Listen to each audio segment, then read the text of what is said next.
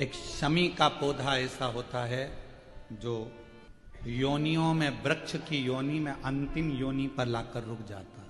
कौन सा? शमी। इसलिए पंचदशमी पंच शनि पूजन की महत्वता होती है। क्यों कहा जाता है कि अगर कोई आपको ज्यादा परेशान कर रहा है, बहुत टेंशन दे रहा है, बहुत ज्यादा अगर वो इतना हताश हो गए कि आपने सोच लिया अब तो मर जाऊं तो अच्छा है, इसका नाम लिख जाऊं, ये सब चीज करने से अच्छा है पांच दशमी। दशमी जानते हो? पांच दशमी, कोई सी भी पांच दशमी आप चुन लीजिए, परंतु वो दशमी अमावस्या के पहले वाली नहीं होना चाहिए, वो पूर्णिमा के पहले वाली दशमी। पांच कोई सी भी दशमी पर शमी के वृक्ष के नीचे जाइए, घी का दीपक लगाइए, शुद्ध जल तांबे के पात्र में लेकर जाकर अर्पित करिए। पहले दीप जलाना, उसके बाद शमी के पौधे में जल डालना और पौधे उस वृक्ष के नीचे बैठकर जल चढ़ाकर वहीं पर एक चावल का दाना समर्पित कर कर बाबा से प्रार्थना करना कि बाबा मुझे बहुत कष्ट है, ये मेरा एक तकलीफ मुझे दे रहा है, बस आप मेरी तकलीफ को दूर करना। शिव की ऐसी कृपा होगी। पांच शमी पूजन, जब विजय दशमी के भाव से दशमी आपके यहाँ पर भी पूजन होती, विजय दशमी पे हमारे यहाँ शमी के पत्र की बड़ी पूजन का महत्व है। पांच दशमी पांच शमी पूजन कर ली जाती है तो जो भी आपका द्रोही होता है वो आपसे दूर हो जाता है या आपसे स्नेह कर कर आपके करीब आ जाता है।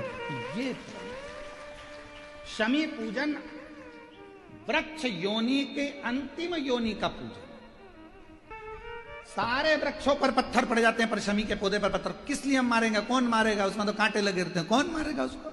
क्या कांटा झड़ाएगा पत्थर मार कर? नहीं। हम तो यहां तक कहेंगे कि शमी की आराधना साधना आपके द्रोहियों को, दुश्मनों को भी दूर कर देती। और मेरी जीजियों, मेरे जीजाओं, मेरी बेटियों, बेटाओं, मेरी माताओं, मेरे बुजुर्ग माता पिता स्मरण करें, जब जब यदि आपका हृदय दुख है, मन दुख, दुनिया का कितना भी दरिद्र व्यक्ति हो, चाहे दुनिया का कोई व्यक्ति ऐसा हो जिसका कभी व्यापार चलता ही नहीं हो, उसने 50 बार बदल के देख, फैक्ट्री चली नहीं रही, जिस काम को करने के लिए जाते हैं वो काम टल जाता है, आज की जगह कल, कल की जगह परसों, परसों की जगह नरसों, काम होता ही नहीं। बेटा बेटी का संबंध करने जा रहे हैं पर हो ही, कितना भी दरिद्र से दरिद्र व्यक्ति, कितना भी दीन से दीन व्यक्ति, एक नियम वो अगर अपनी जिंदगी में बना ले, प्रदोष काल में, प्रदोष के समय पर बेलपत्री के वृक्ष के नीचे एक बार जाकर नमन करना और प्रदोष काल में शंकर भगवान के मंदिर में दिया लगाना। ये दो चीजें अगर वो 3 महीना भी लगातार कर ले तो उसके जीवन में कभी कोई समस्या आ ही नहीं सकती, कोई दुख आ ही नहीं। एक नियम बना, जब कोई कहते तुम्हारे जीवन में कष्ट ही कष्ट, तब एक काम चालू करो, शिव की आराधना, तब एक काम चालू करो, भगवान शंकर की आराधना। 3 चीजें अपना लो।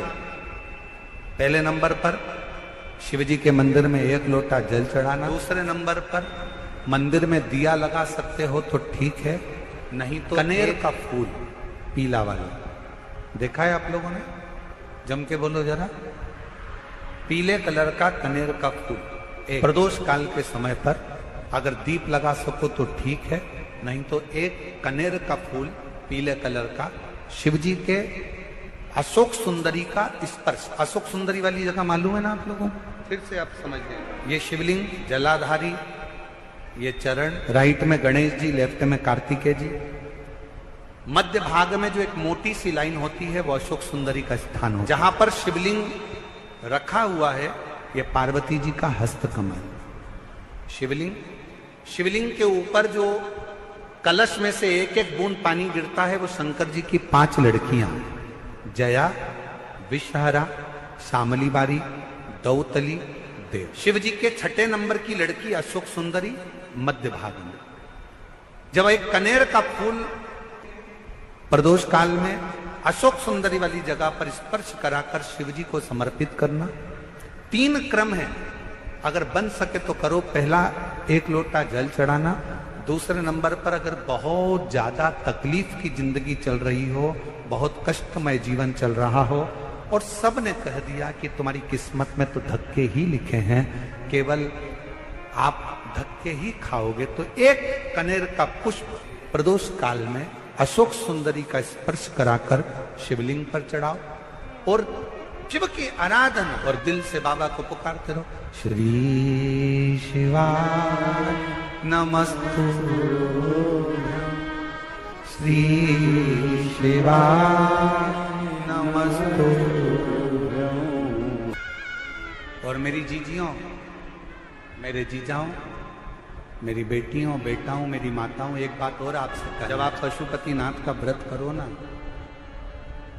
पशुपति व्रत को अगर आप धारण करो या सोमवार का व्रत करो या शिवरात्रि का व्रत करो या प्रदोष का व्रत करो या आप शंकर जी के मंदिर में जाकर कोई उपास, कोई व्रत, कोई पूजन कर रहे हो ना, तो एक निवेदन और आज इस व्यासपीठ से करें आप लोगों के लिए। आपकी पूजन की थाली में सब कुछ है, सब कुछ, और जो आपके पास में बैठकर पूजन कर रही है उसकी थाली में अगर कोई कमी रह गई है ना, तो शिव महापुराण ये भी कहती है कि शंकर के सामने बैठकर किसी की पूजन की थाली में भी कमी मत देखो, बन सके अपनी पूजन की थाली में से थोड़ा सा सामान उसकी थाली में रख दो, प्रयास करना कि वो कमी ना देखी जाए। अगर हम भगवान की साक्षी में भी अगर कमी देखेंगे तो हमारे जीवन में कमियां बढ़ती चली जाए। हम क्यों करें? ए गुरुजी, हमारी टेम्परेरी नौकरी है, बहुत कष्ट में हम, क्या करें हम? कहीं मत जाओ, तुम्हारे नजदीक में जो शंकर का मंदिर है उस मंदिर में जाकर झाड़ू लगाना प्रारंभ कर दो। तुम्हारे शिव जी के मंदिर में कहीं पोछा लगाना प्रारंभ कर दो। तुम्हारे शंकर के मंदिर में थोड़ा सा चंदन घिसना प्रारंभ कर दो।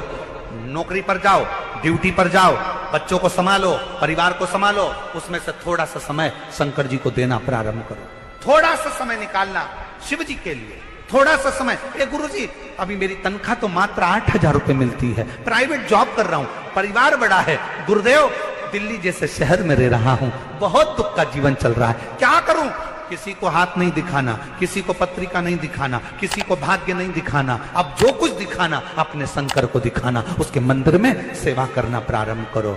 और मेरे बाबा तेरी सबसे बढ़िया,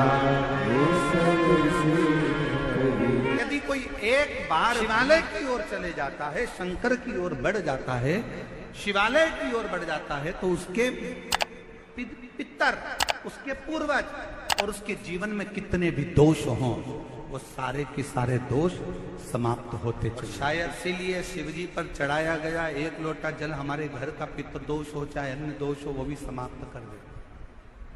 कितना सुंदर कहा है। जब जिंदगी बहुत संघर्ष में चल रही हो, बहुत दुख का जीवन चल रहा हो, बहुत कष्ट का जीवन चल रहा हो, बहुत कष्टमय जीवन चल रहा हो, तब शमी के 5 एक दुर्वा के साथ एक अक्षत चावल का एक दाना हल्दी में भिंगोया हुआ हो या केसर में भिंगोया हो, शमी पत्र 5, एक दुर्वा, एक चावल का दाना, जो दिल से, हृदय से बेलपत्री के वृक्ष के नीचे पार्थिव लिंग का निर्माण कर कर मट्टी का शिवलिंग बनाकर प्रदोष काल में, मतलब शाम के समय पर शिवलिंग बनाकर उस पे जल चढ़ाकर, जो ये 5 शमी का पत्र, एक दुर्वा और एक चावल का दाना, अपनी कामना कर कर, जो दुख चल रहा है बाबा से विनय कर कर एक एक पत्ता जब समर्पित कर दे, फिर एक दुर्वा समर्पित कर दे, फिर एक चावल का दाना समर्पित कर दे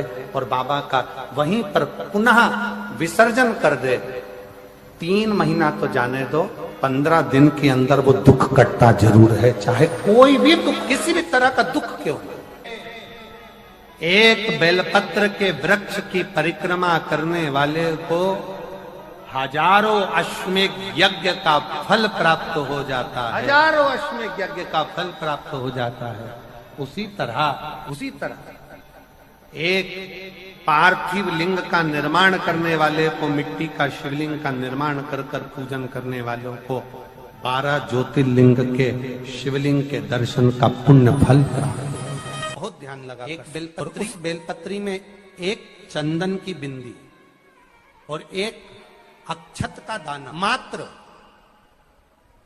रखकर भी अगर शिवालय पर चढ़ा दी जाती है, एक बेलपत्री, एक चंदन का बिंदी, और चंदन फिर निवेदन करेंगे आज के जमाने में तुम लोग सब घिसा घिसाया, पड़ा पड़ाया, डब्बी का सामान ले लेकर, वो नहीं, चंदन की मुठिया रखो, थोड़ा सा भी घिसो, जरा सा भी घिसो, उसकी एक बिंदी और एक चावल का दाना जब हम भगवान देवाधिदेव महादेव को समर्पित करते हैं, अपनी कामना कर कर समर्पित करते हैं, तो निश्चितता है, पुराण की कथा कहती है शंकर भगवान उसका फल शीघ्र प्रदान कर देते हैं। भले आपने कुछ करा ना करा, उसका फल तुम्हें मिल जाए। में जाना, लोटा भरकर जल समर्पित करना, और कभी तुम्हारे जीवन में अगर तुमको लग रहा है कि मैं दुखों से पीछा छूट ही नहीं रहा, तब उस जगह पर बेलपत्री के मध्य भाग में पीला चंदन, ये जो पत्ती है और ये 2 पत्ती हैं, ये बड़ी पत्ती और ये बीच की जो 2 पत्ती हैं, इसके बीच में जो डंडी का भाग रहता है,